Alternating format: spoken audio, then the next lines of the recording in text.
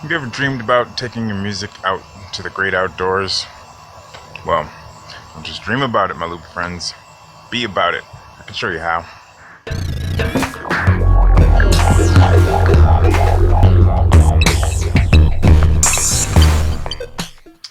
As with most types of performing, live looping has a lot of different levels to it. I'm going to try and touch on many of them in this video. Obviously, if you're trying to run some massive outdoor festival or huge arena rock stadium looping thing, I'm not the person to talk to. I don't pretend to have any kind of expertise on that level. But anything smaller than that, I've done a lot of outdoor live looping, and this video will tell you about how to prepare, how to pull it off, and how to avoid some of the different challenges therein. We're going to start off with how do you get electricity when you're outside, and we're going to start at the top and work our way down. So if you have a large show, maybe you're trying to run like some kind of outdoor bass cabinets or some many powered instruments that all need to be plugged in. If you have a lot of needs like that, you're probably looking at a gas powered generator. Once you start getting into gas powered generators, you need to generate a whole lot more sound usually, because the gas powered generators are very loud. I looked on the internet there, and I saw that there is such a thing as a quiet gas power generator. Don't know how quiet they actually are, but those seem to be in like the $800 US dollar range. So maybe, if that's in your budget, you could try something like that. If that is not a possibility for you, and you still have a lot of power needs, one thing you can do is look for an outdoor power source. Sometimes, like my region has outdoor powered stage. You have to get a lot of permits and probably pay a lot of money in order to use it. There may be other places that are like outdoors that you can plug into. Usually somebody has to turn that on.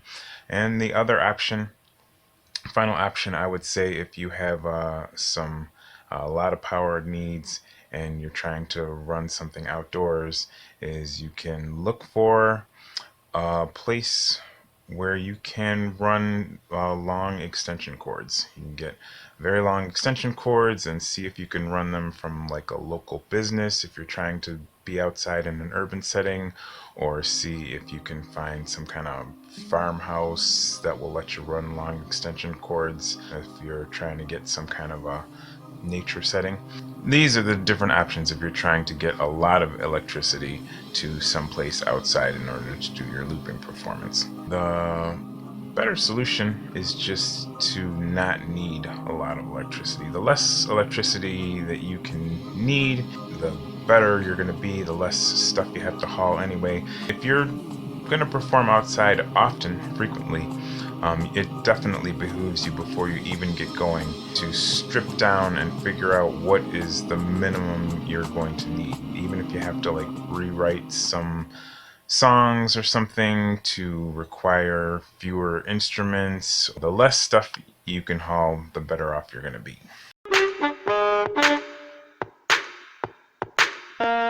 Now, this here was a game changer for me. I found out that if you can get your power needs down to, say, just 2 plugs that you need to plug into the wall, they have portable battery packs. They're used for like car charging, or some people use them for camping these days. Just little portable battery packs that you can carry around with you.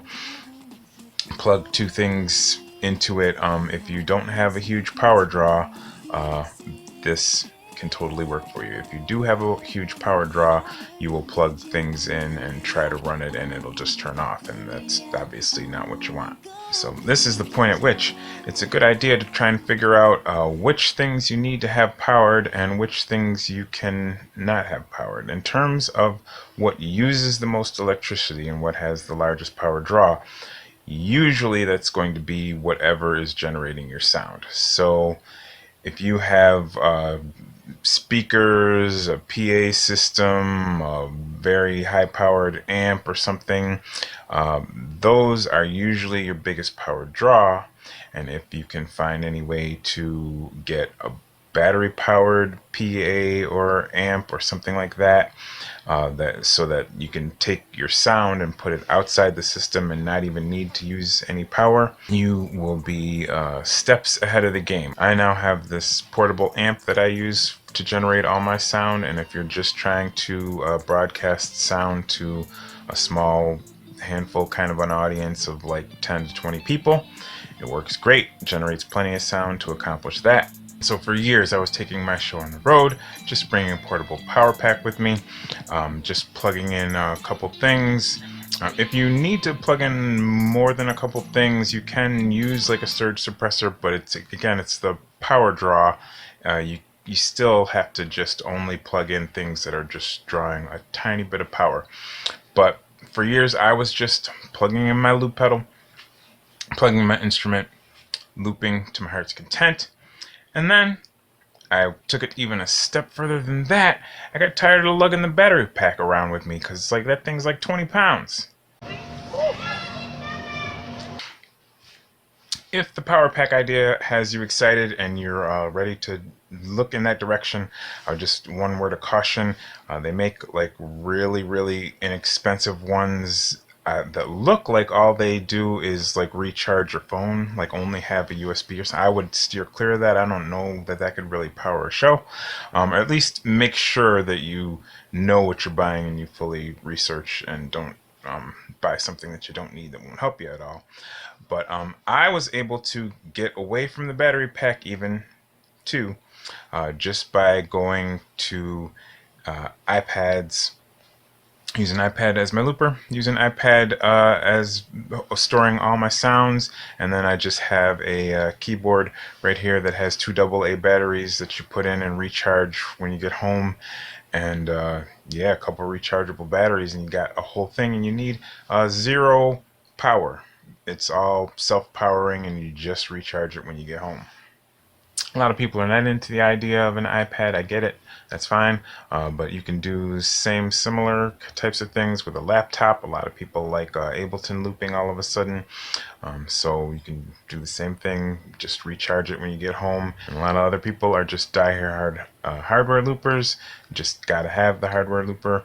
And even in that case, there's still some good news in that a lot of newer loopers are starting to come out with battery power. You just put some rechargeable batteries in there and you're good to go. If your favorite hardware looper is old school and still has the plug mandatory, then you're going to need the power pack or something. But as time goes by, there's more and more battery power loopers, so rejoice.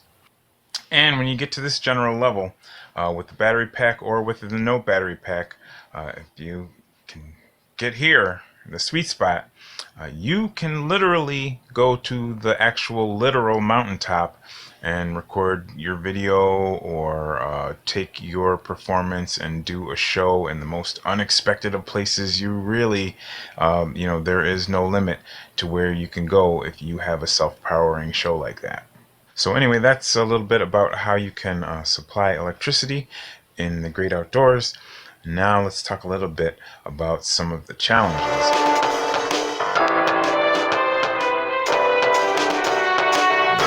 First thing that you always need to be aware of if you are taking electronics outside is what to do if all of a sudden there's precipitation, because water and electronics are not really meant to go together. So you're going to want to, at the very least, if you don't have a lot of money, plan to have some plastic garbage bags or something to throw things in.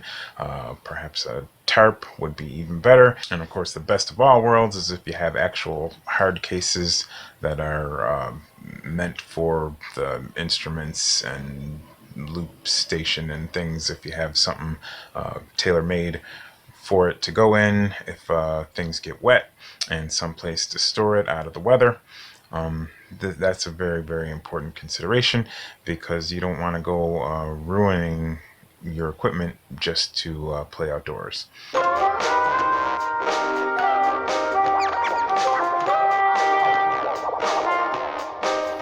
real big challenge is how do you deal with things like wind. Um, and I guess the first place you want to start if you're dealing with wind noise is just to have as few microphones as you need.